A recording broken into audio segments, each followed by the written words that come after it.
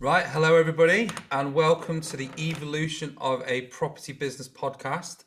And I'm really excited to be joined today by the one and the only George Scott. So, George, if you'd like to give people a quick introduction. Hello, everybody. Thank you, Sam, for having me. It's my pleasure. I'm George. I'm in Nottingham, and I've given up an hour of my time to sit with Sam. Brilliant, and I really appreciate you sparing time for me to give some great content for the listeners out there and the people watching on YouTube. So let's dive straight in. Before we started recording, we did a sort of quick chat and discussed the sort of topics we're going to talk about today. So I believe your business is called Fate Property Limited. Fate Property Group Limited, yeah.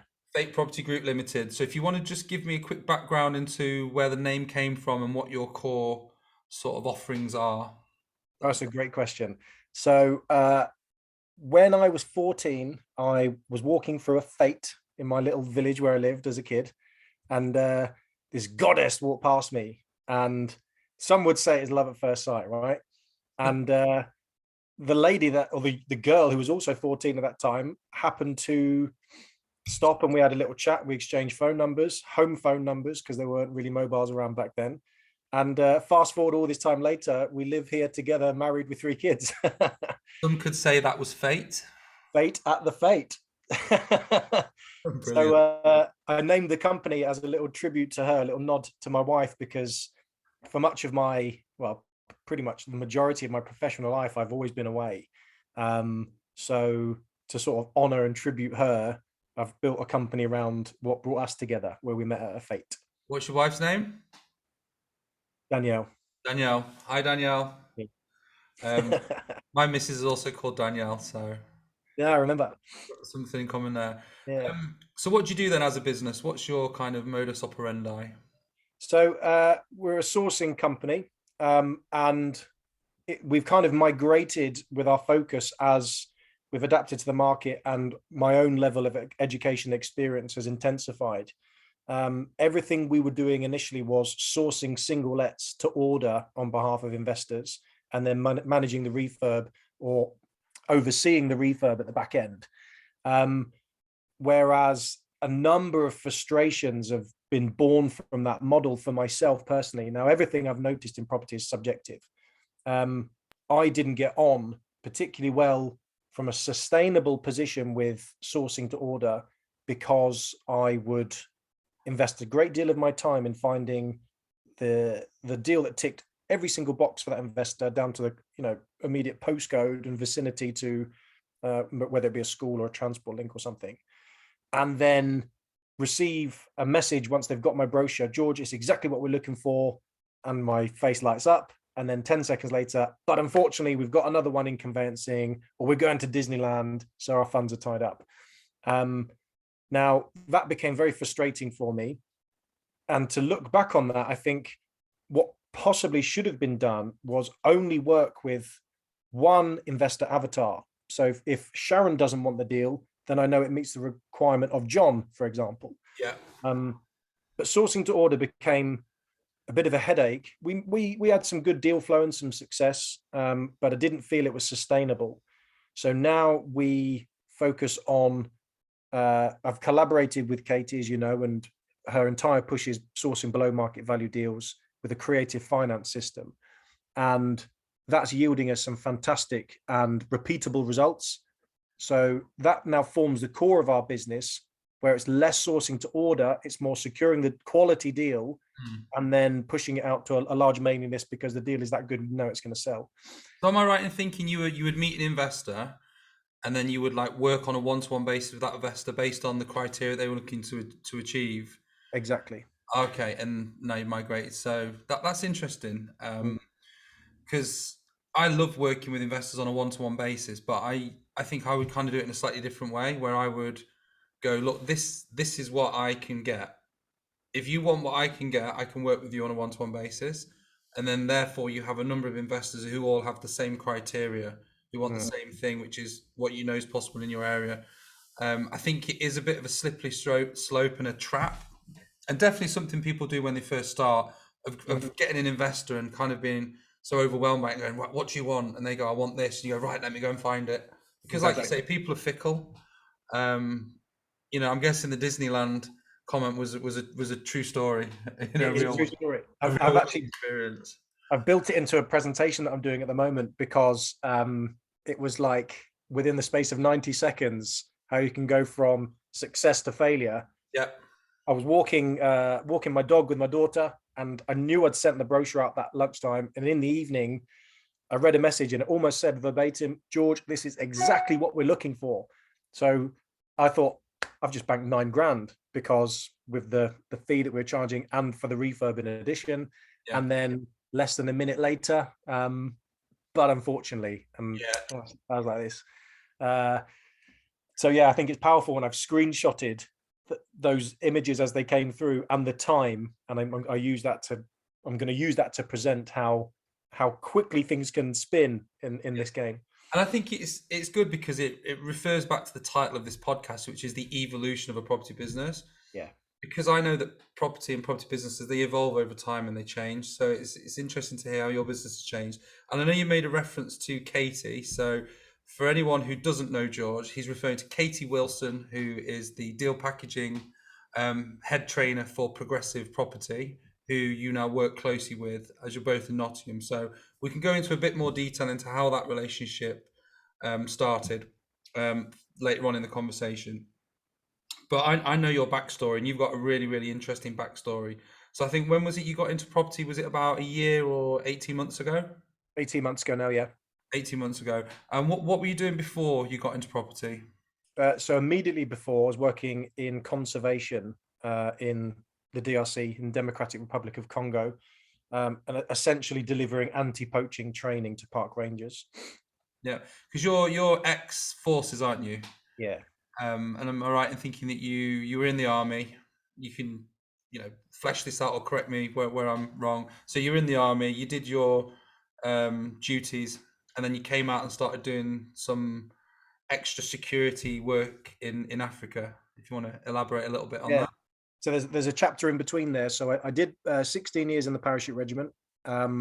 Wonderful experience. Made me proud to be who I am. It put a lot of things into perspective, particularly in this industry now in property. If there's a problem, I got to draw a comparison. No one's been shot in the face, no one's bleeding out. Like, it's made me a lot calmer as a person because I've seen real chaos and tension. So yeah, I finished my time in the army, and then I went into close protection executive security, which is bodyguarding essentially for a real high net worth individual in the Gulf. Yep. That didn't really work for me. My family loved it. They were all in private school. We're on the beach virtually every day, swimming pool, lovely apartment. But it was very corporate, very, I want to say, backstabby. And I was just tense all the time. And I kind of had no control over my own diary. I'd get a text, we need to move now, get the Range Rovers packed up. I'm like, you know what I mean? You're always at somebody else's. So you're living in the Middle East at this point? We're living in Bahrain, yeah. The whole family moved over there for this opportunity. Yeah. And I just didn't enjoy it. And I think if you're not enjoying what you're doing, you're wasting your time, right? Yes. So I thought, I reflected on that, and I think I needed to do something at the time that made me feel good about myself. Now, on reflection, everything in the military is really focused around attrition and violence, war stuff. So I looked at conservation as a way to almost come out of that and feel like I was doing something good for the world, for nature. That was a business underpinned by looking after and protecting endangered species. Mm-hmm. So the charity that I worked for would work with people like me from elite forces in the military with a training background, and then we would impart our knowledge and techniques and procedures to these park rangers, train them up to a standard where they're operational, and then physically mentor them in the national parks against the poachers, the miners, and to put a sort of a bubble of protection around this endangered species that we were there to look after. And it was wonderful in the sense that it did make me feel like I was doing something good, giving something back. Yeah. but there came a point where we began to take casualties and lose guys on the team. And I just think at that stage, I was being fairly selfish because it was an adventure. I was really enjoying it. I was in my element, but I was neglecting my own family. Yeah. And I felt my family beginning to almost pull away from me, like not respond to text messages, be less involved when we ever eventually got to speak on the phone. So that was the junction, Sam, where I was like, do you know what? This isn't sustainable long term. I need to find something that is going to replace my income, at least cover my bills, and enable me to be home. And that's where I looked at property. What was it about property that attracted you then? Where did you first get that spark of I'm going to look at property? Did you go to one of these free weekends that some of the trainers put on? No, so it was a friend of mine in Congo. After a particularly bad day in the jungle, he walked past me in the corridor. I said, "Mate, I've left a book on your bed," and the book is actually here. I could dig it out. Property Investing Secrets by Rob Moore and Mark Homer. Okay. And he put it on my pillow, and I got round to reading it a couple of days later. And then that book, once I opened it, I could barely put it down Right. because I believed in it. And firstly, I'm not ashamed to admit, I was attracted to the money side of things. Lots of people feel that that's a taboo subject. I'll put my hand up. I love money, and I love the money that property can enable. But also, these were two guys that were from an average background. They weren't any different from me or you. They were just two guys with a focus and a dream, and they just went for it. So I believed in it, Yeah. and that sowed the seed. And then off the back of that, I started working out my extraction from Africa to then jump into property full time.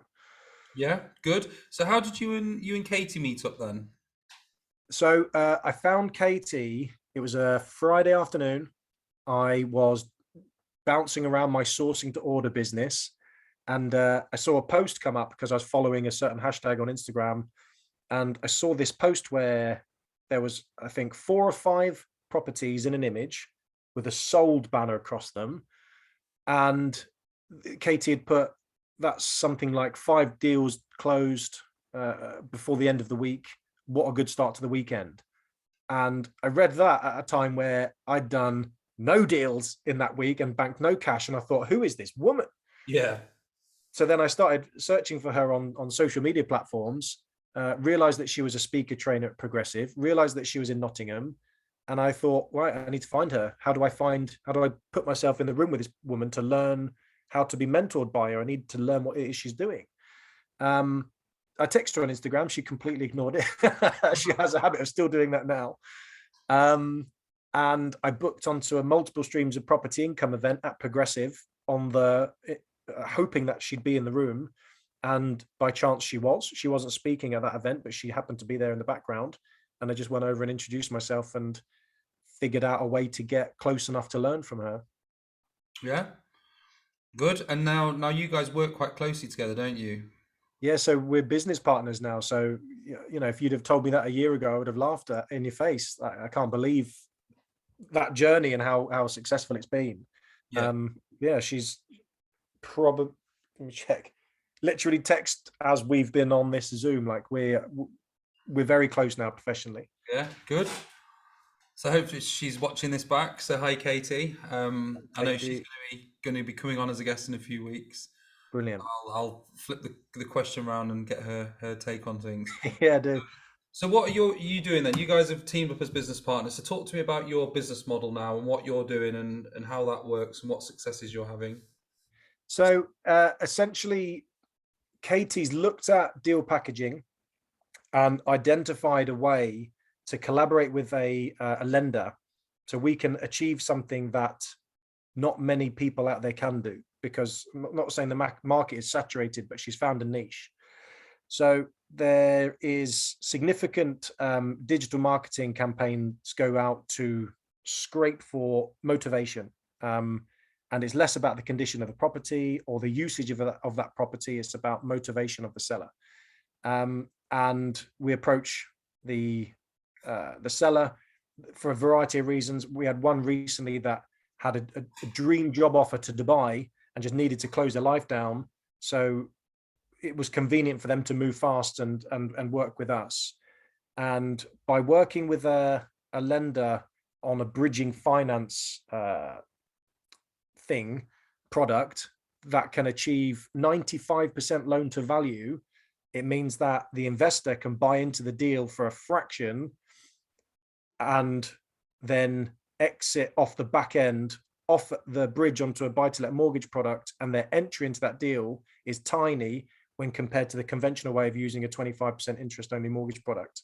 Yeah. So basically, what you're doing is sourcing the deal below market value, Yeah. also linking it to a bridge to buy to let mortgage product that's already in place, so Yeah. the investor can put low money in, refinance after 6 months onto the normal mortgage, and continue renting that out. Which sounds Exactly. like it just makes sense, doesn't it, when you say it like that? And what sort of territories do you cover then? Are you nationwide, I believe? It's a national business model, yeah. So to give you an idea of that, I think this year there's been one in Blackpool, one in Luton, one in Twickenham, one in Croydon. I forget off the top of my head. Like it's literally almost a scattergun approach, and we don't view the properties ourselves, but we managed to achieve such a discount fairly consistently that the deals are of such high quality. And when I say high quality, I'm talking 25% below market value. And I think as well, because the below market value model is generally focused on buy to lets, it means for the investor, they don't need to be as sophisticated. So, for example, to do HMOs or to do serviced accommodation, you need to have a level of sophistication. Whereas Mm. buy to lets, everyone can do a buy to let, can't they? So, if you're finding buy to lets at below market value, in theory, your pool of investors should be huge, because you've Yeah. got the value there, and it's a simple strategy that everybody sort of knows and likes. Mm. Um, so your journey then in property, you started about 18 months ago. You went to the multiple streams of property income event with Progressive. Have you done any other sort of paid for training or mentorship since then? No, not since then. I think I found something in Progressive that was very aligned with me, my values, my energy, um, and I kind of put all my eggs in one basket because I trusted in the process, their process. Mm. So So, following, sorry, was it the deal packaging course you did with them? yeah, so following multiple streams of property income, I then booked onto a deal packaging masterclass, which is run for 3 days, Yeah. and then I knew I needed that a bit more accountability, a bit of hand holding, closer access to KT. So then I entered the Mastermind Academy, which was 6 months of uh, additional mentoring off the back of the masterclass, and have deliberately avoided all other shiny pennies since then, because I think there's only one of me. For example, I've encouraged my kids to learn a language, and we've got this app Duolingo, which I think they're using in schools also. And every day we do a minimum 20 minutes of language learning. And my wife Danielle, bless her, she's like, "I'm learning three." I was like, "Oh my god, that's like me coming out saying I'm going to do commercial conversion, service accommodation, and deal packaging." Like, you just dilute your efficiency massively. Yeah. So I just threw all my eggs into the deal packaging basket until I can excel in that field, become the go-to guy in my area. And then once that's systemized and outsourced and delegated, I'll then bolt on an additional strategy. But for now, I'm only focused on deal packaging. I do think that's the best way. Sometimes people go out and try and do a bit of everything. Mm. And I've always found, do one thing, master it, and then add on the thing that's next to that in line. So I'm a big fan of going up and down the supply chain and across. So looking at how I can go to my suppliers and think, right, well, can we rather than outsourcing that, can we bring that in house and Mm. go down the supply chain? And I think, rather than that deal going to an investor, can I have that deal for my portfolio? Then I go up the supply chain. Yeah, You know, can we do HMO conversions? Yes, we can. Can we do service accommodation? What's next? Commercial conversions. And by doing it in layers and stages, you're never actually taking that much of a bigger step to the next thing. It's always the little step, but it's actually quite a big step agreed. in your business. So what's your personal investment strategy then, or are you just mainly focusing on packaging in exchange for a fee? For now, I'm just focusing on that only. Um, I think that I have a vision, a short-term, medium, and a long-term plan, and essentially, I want freehold blocks for myself. That's my vision for 5 years time, I've got some tricky little spreadsheet on my laptop where I want 3 blocks. And I just think they make perfect sense. I want the freehold. I'm not interested in leasehold. I Yeah. just think if you look at 200 square foot, which is a you know sizable footprint for a single let, that you're maybe going to gross 350 quid or net 350 quid off a month. Yeah. Pick that 200 square foot and just go up 2, 3, 4, 5 floors. Yeah. It just makes perfect sense. So my long-term focus is to own a number of blocks. We've sourced 3 blocks actually. One which was a block of 10 studio flats, Yeah. which was tenanted. One which was a block of 8 one-bedroom flats. Both absolutely cracking investments, really good yields, Mm. really good occupancy. There was a third one, block of it was a converted school, which has got 7 flats in, mixtures of ones and twos. So Awesome. I have sourced those for clients, so I know they make good investments, and lots Mm. of people want them. So I guess the beauty of it is once we evolve to doing commercial conversions ourselves, we know that we've got an exit. Either we Yeah. can keep it or we can source it on. Property is all about having the exit.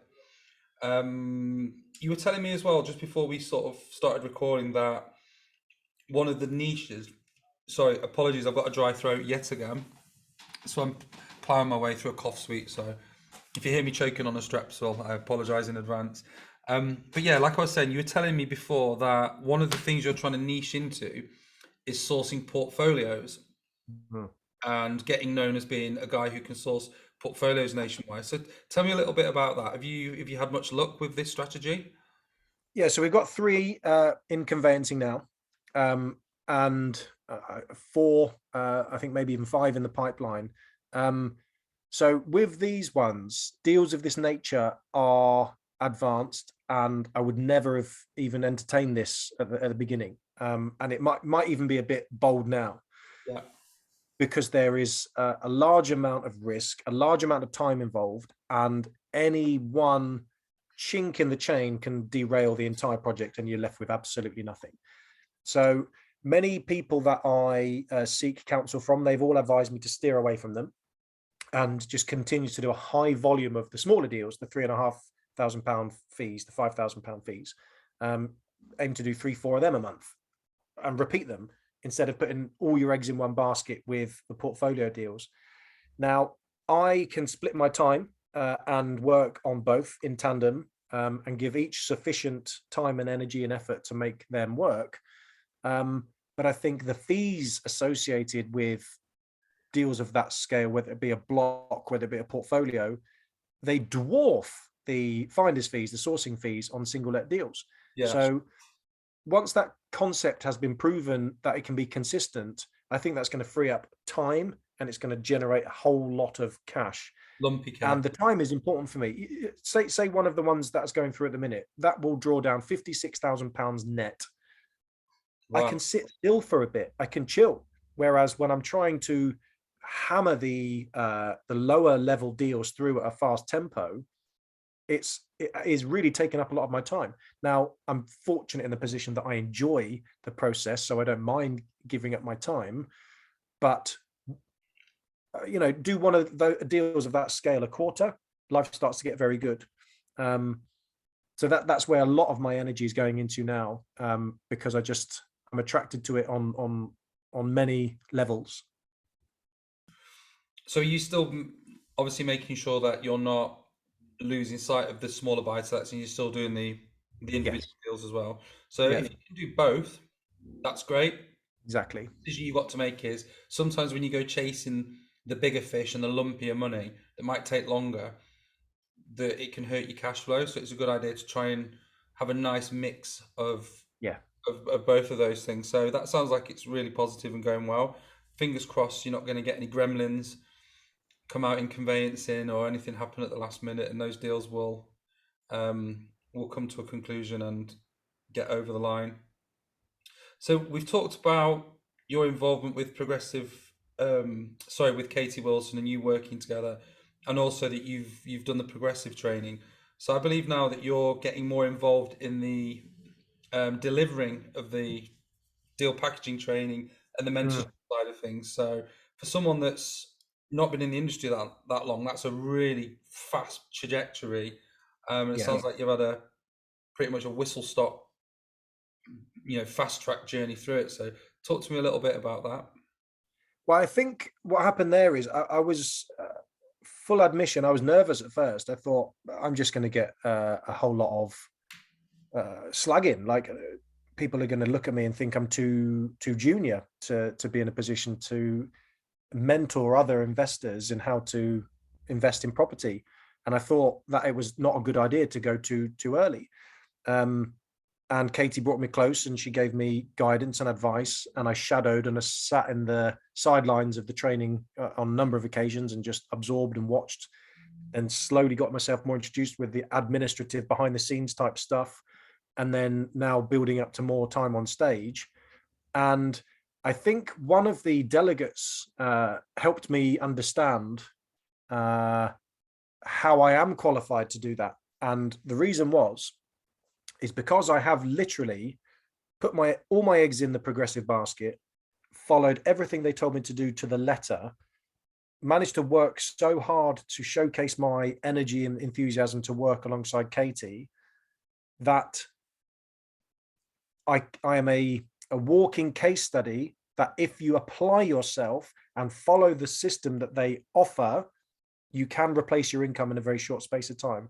Therefore, having me in the room, it's actually more believable for a delegate that they look at me and realize, oh my God, you actually can do this. He's one of Not us. just exactly, not just, Rob Moore pulling up in his Lamborghini.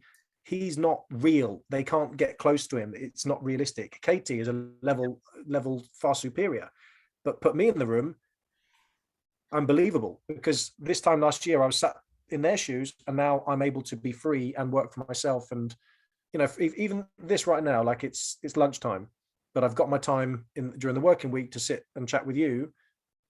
Where else could I do that? If I was a slave to a job, then I'd have to be working. So I am free. And I think that's why Katie is working closely with me on the training side of things. Plus, I've got extensive experience in training through the military and through conservation. And it's just once I've understood the process that Progressive are trying to apply, then I can then add value where my skill set and level of experience enables. Awesome. I was going to say something and you've made me forget. I think because I was getting a drink of water. So how was it sort of made you feel getting on stage and talking to the group then? Was it a bit nerve-wracking to start with? I don't think it was really. I think I was so enjoying the moment because it was like an ambition that I'd set for myself, but put 3 years in the future, that it happened so much quicker than that. I was just really enjoying it. And I was very realistic. I only went in initially teaching low-level subjects, and it's just been a pleasure to be involved in, really. I haven't felt the nerves.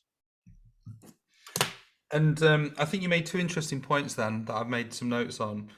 One was about making time to do this interview. And in reality, I think a lot of people don't make enough time to build their profile.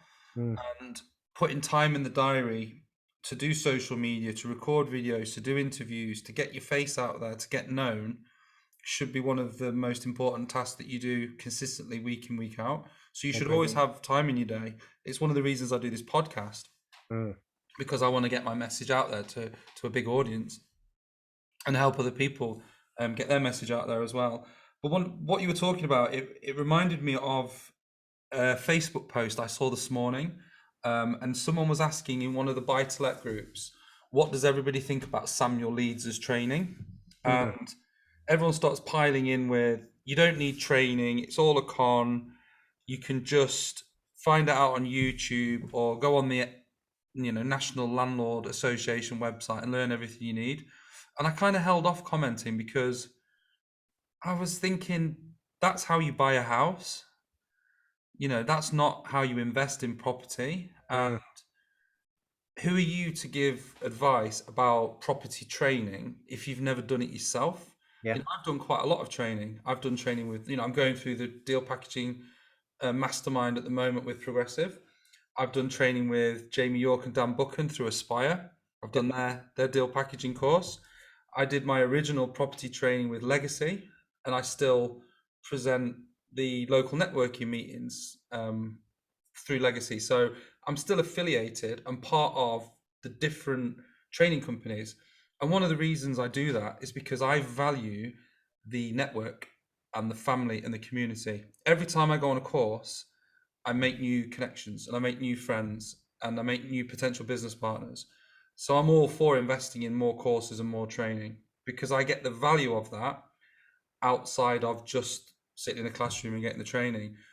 But it was interesting to hear you talk about applying everything to the letter and the results you've got. So if I was to ask you, do you think investing in property training has been worthwhile to you?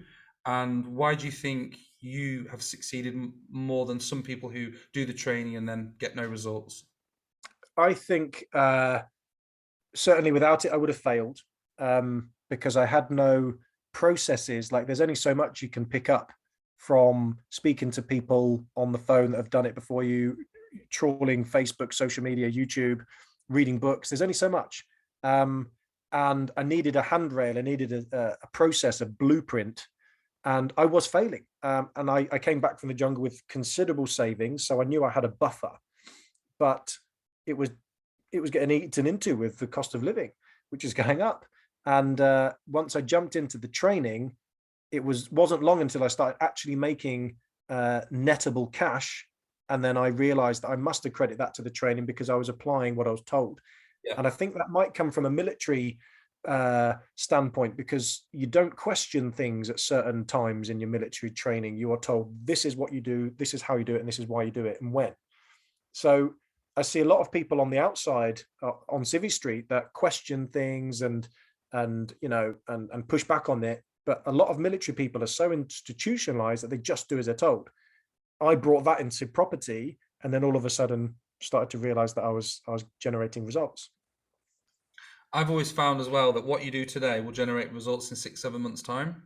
Mm, If you're putting in time and effort and energy now, and then in 3 or 4 months you kind of think, well, that didn't work, and then stop, you then don't reap the rewards in the future. exactly. But if you stick it out and all of a sudden start getting rewards today for things that you did 6 months ago, Mm, you then become more invested in the process, and you think, right, well, the more stuff I can do today where I get absolutely nothing back for it, the better my future is going to be.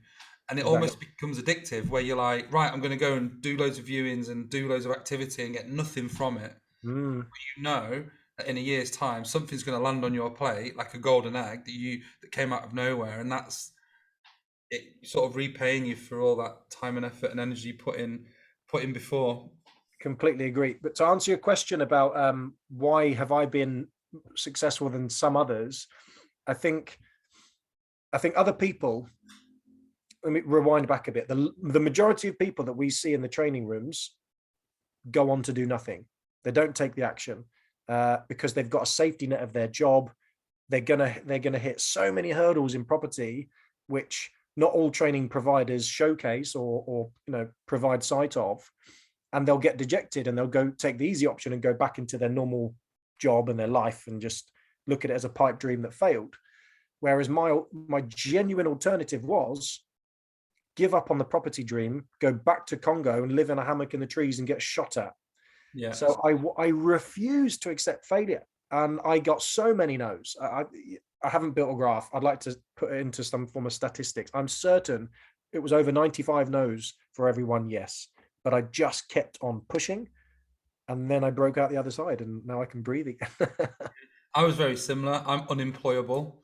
When I left my job, I basically just left my job and I was forced with, I need to make a living, this month. And then I made my money that month. And I was like, right, now I need to make a living for next month, Mm, so on and so forth. And it just kind of snowballed from there. So I do agree. Sometimes people's lives are a bit too comfortable. I'll sit next to someone on a course and they'll be bright people. What do you do? And they'll be like, oh, I work, I earn 100 grand a year. And I'm like, man, it's going to take a lot for you to leave that job to get into property, because it's going to be a long time before you're running that. That's it. Your 5, 10 years is going to be grim, but it's whether or not you believe in that for your 20, 30, 40 years to be Mhm. unbelievable. Yeah. And I definitely agree. A lot of people you see in property education or property in general will fail because they don't take any action. Because as soon as anything gets slightly difficult, they're like, oh, I've had enough of this. They want something that's easy. Yeah, exactly.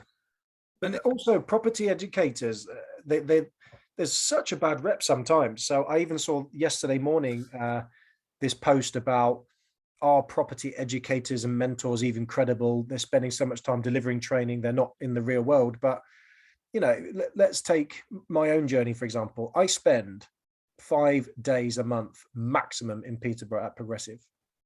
There's a lot of time left to be sat working on my property businesses. yeah, Um, and I always sit there and I never comment because I'm I don't know, too long in the tooth or too disinterested in getting involved in some justification or slagging match on the internet. yeah, But there is some real bad press out there, and I genuinely stand here and believe in the value if the delegate will commit. yeah, They can't just give up at the first hurdle and say, I was sold a dream, it failed. yeah. Do you know what I've found as well? Because some of the listeners will know this or not know this, but I run my own mastermind program, mentorship program, and you've actually been through the program, which we can talk about in a minute. And my course is all around showing people how to set up specific systems and IT and structures. So I looked at a lot of property training, and it was, this is what you do, and then you come away going, great, that's what I need to do. Now, how do I do it? Mm. No one really told you how to do it. So I went away and figured out how to do it and created a system. And I kind of pitch my training as, this isn't property education, this is practical delivery. So go and do your property training. And when you worked out what strategy you want to do, and you worked out that this is for you, and you understand what a deal looks like, come to me and I'll give you some systems to set that up. And I thought about how to deliver my course, and I thought I could, I could get everyone in a room for a weekend and talk them through it step by step, and no one's going to do anything because they're going to get overwhelmed or distracted or lose interest. So I've structured mine so that it's weekly, so that we jump on a Zoom call and I show them something new that week that they can then go away and implement for the next week, and back that up with pre-recorded videos and handouts, etc. So the idea is that they're given a little chunk that they can go and work on in and around everything else, and then come back the next week for the next chunk, and then the next chunk, and the next chunk. And then after 3 months, they'll have all the systems set up, ready to go, ready to get out there and start making money. And then we continue the sort of support and the accountability on a weekly basis, so they can, what are your questions this week? Get those answered. What problems have you got? Let's deal with those. Right, you go away, implement all that into your business, and then come back next week and see where you're at. And then gradually over time, they should have all the tools and the confidence to go out, do it on their own. Yeah, it's brilliant. Without The power of mastermind is amazing. That phrase that I sent you earlier in the week, I just want to get this out there. I think I made this up and I've looked everywhere on Google and I can't find it. So the mentor is the difference between sales and fails. And that's exactly what you're doing with your program there. Do your guys have access to you outside of those windows, or is it ring fence time where they can then present their problems and concerns to you? And So what I've done is I make myself available to them whenever they need me during the initial period. So anyone who does the first 3 months course gets access to the ongoing accountability and coaching for as long as they need it. So indefinitely, they can come on the Zooms every week for the next 5 years if they need to. But for the initial period, people can get me on a one-to-one basis. But as I was saying to someone yesterday, because I always include some kind of question and answer with each module. So I'll deliver the module for an hour, then I'll have half an hour of questions. So by allowing people to sort of have their questions, bring their questions to the table on a weekly basis, it actually eliminates the need for them to come to me randomly and say, thanks for the training, but I had a few unanswered questions. Have you got any time? We get that out in the open. And what I like is I like the group aspect of it, because I think sometimes people can be a little bit shy. So if delegate number one has a question and I answer that in front of the group, then all the other members of the group who might not even realize that they didn't know that was a question to ask, get the answer as well. But generally what it'll be is someone will be stuck with a little bit of the tech, and then I can jump on a Zoom call and go, just click that button, or that's not in line, and help smooth it through. Mm. I very much visualize things as like a journey, or a road. And along that road, you have these little bumps. And sometimes people will just get to a little bump, and all they need is just a bit of help smoothing the bump out, and then they can carry on down the path. Whereas without your hand holding and your mentoring, they could hit that bump and then give up and go back and be like, our property's too hard. Yeah, it's too hard. It can't be done. It's not going to work. And the reason I set the course up was because I was getting results, making money. And we've just niched down even more into the things that are the highest value, that have the biggest fees, that are actually easier for us to deliver, because we're becoming more of an expert in those fields. So, we're doing HMO conversions that specifically require a change of use planning application. And yes, there's a risk that it might get refused, but for the sake of £1,000 or £1,500 in a planning application, if that gets accepted, not only do you have a cracking project, but the VAT will reduce from 20% to 5%. So you're actually going to save 15 grand in VAT on a 100 grand refurb as it is. So I'm like, look, it's worth taking the risk to do a change of use just on the VAT saving alone. So there's a tip for anyone listening who's thinking of HMOs: do a change of use, and you'll save a massive chunk on your VAT. So just while we're on the subject of my investor-led sourcing course, giving me a cheeky plug, what have you found the best part of it and taken the most value from having been someone who's done the course? I think systems really. So I met you before I went into the mastermind with Katie, and I just had no systems, because you can't find anywhere online which gives you, or in a book, which gives you the systems that you need to create to form the core of your business. Otherwise, you're just a busy fool. And I think there's probably a reason behind that. I think training providers aren't going to want to put all their detail out onto paper, because then you can just walk away and build a business with a book rather than attending the training courses. Yeah. But if I look back on my systems before I met you, they were clunky spreadsheets. There was, notepads with pink highlighter pen all over them.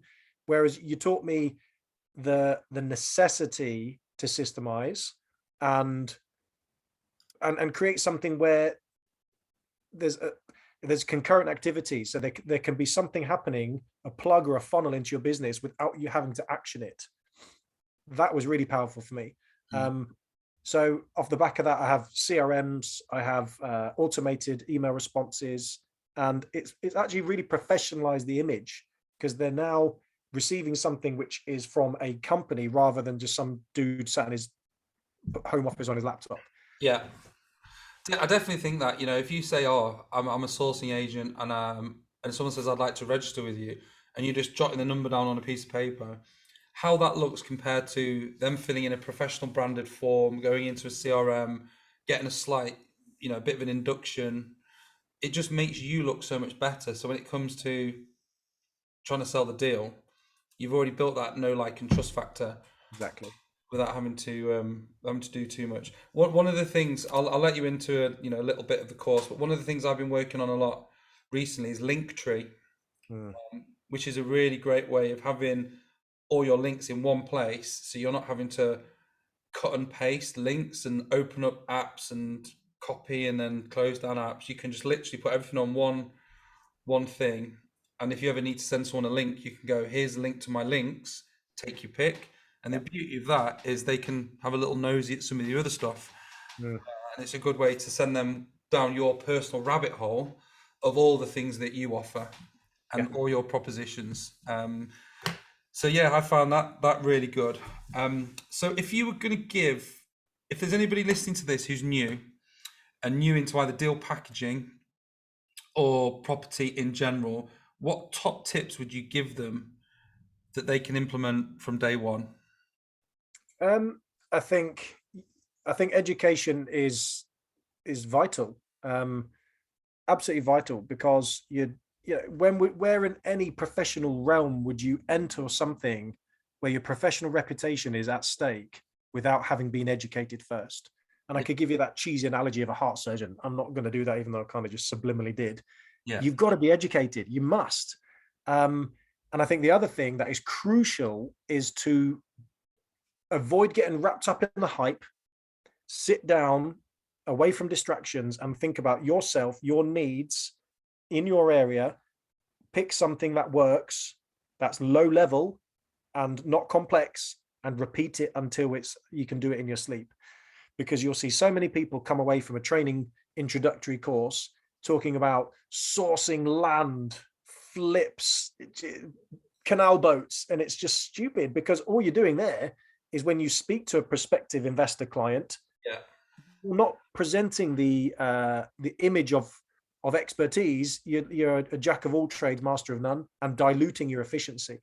So I think my two things would be: get educated and pick something, I don't want to say simple, but go in, cut your teeth on the small stuff, leave commercial to residential conversions until you're a little more experienced. As with all my interviews, my lights have gone off. Bear with me. There we go, back on. I think that's really interesting. And I was saying to someone the other day that I believe, personally, everybody should start with buy-to-lets. That should be the foundation. And if you want to do something else, it should be buy-to-lets and another. So buy-to-lets and HMO, buy-to-lets and service accommodation, buy-to-lets and rent-to-rent. But everyone should do buy-to-lets, and Yeah, either learn to buy them themselves or learn to source them to other people, and everything can then expand out from that. So some really, 100%. really good tips there from you, George. What would you say has been your biggest lesson in property? Biggest lesson I had is quite a painful one, actually. Is I didn't protect myself with the paperwork, and I'm not getting emotional, but I'm going to try and just condense this one.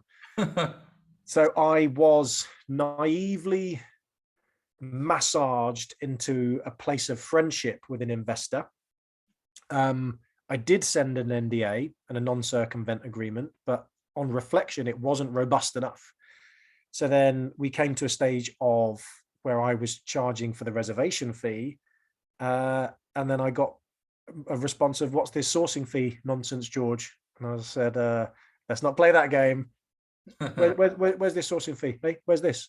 And then the atmospherics and the dynamics of our relationship absolutely changed. Yeah. And it was immediately clear that this guy was trying to, so he almost had access direct to vendor and could almost cut me out. And thankfully I managed to steer it back and then retain the control over that deal that I needed. Yeah. But that gave me a real frightener. And it showed me that some people could, if given opportunity, cut you out of a deal.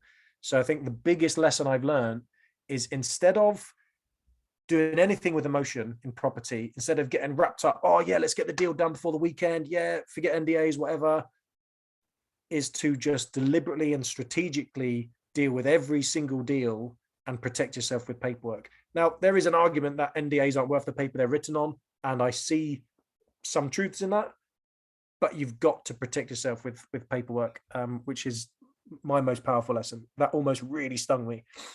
Yeah. It's a good lesson for people listening out there, to make sure that you've got your ducks in a row, your I's dotted and your T's crossed, because unfortunately there are people out there who aren't as scrupulous as we are. Mm. Will try and do you over, which is a shame. So talk to me then, George. What does the future hold for you, and where are you wanting to take things over the next few months, the next few years into the future? What are your plans? So we have a steady pipeline of deals, shared deals with me and Katie now. We've got one today, which I'm, once I get off this, I can see we've got an offer in on one of our projects. So we're still able to keep the low level deals consistently coming through on an unpredictable basis. Like, I don't think I'll ever be able to have any kind of deal flow prediction, because there's so many external factors, right? So, there's been a month this year where we did nothing, we did no deals, and there's been a month where 5 came in, and they're like buses. So to leave them safely ticking over in the background, my focus is switching to get the portfolio deals we've got in conveyancing out the other side, and to then repeat that. Not aggressively. I'm happy to do it over time because they pay so well, it buys you some time. But they're becoming my primary focus, but running in tandem is the speaker training stuff where I enjoy it. I think it's so valuable with regards to mentoring. I was having a chat with Charlotte. I think you know Charlotte yesterday when I was out walking the dog, and I'm not going to explain on your podcast what she said because it sounds like I'm blowing my own trumpet. But to receive positive feedback from someone that tells you that you've genuinely impacted their own journey for the better, that's just that's worth more than money to me.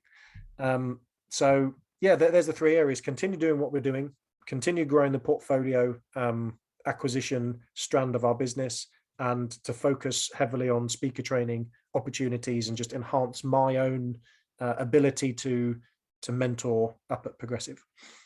Great stuff. So it's interesting that you talk about developing more of the business side of things than your sort of own personal portfolio. Have you got any plans for buying properties and building your own portfolio in the next few years? I do. I ignore all the hype about there's a crash coming and when's the right time to buy. Like I genuinely believe with what Rob Moore's mantra is that just don't wait to buy property and wait. But I'm not doing anything for now. I'm just, my focus is to to buy existing blocks, freehold blocks. I want to, in time, be a portfolio landlord of a number of blocks in a certain little area of UK. And they cost. And yeah, there's creative things we could do with maybe exchange with delayed completion, lease options, could bridge them. But I'm just going to sit. I'm still, I fully admit I'm relatively new to this industry. I'm going to sit and continue to learn like I'm doing. Got great people around me that advise me. And then when I'm in a position to buy up these blocks, that's where all my energy is going to go. Strike like a snake. Yeah. Awesome.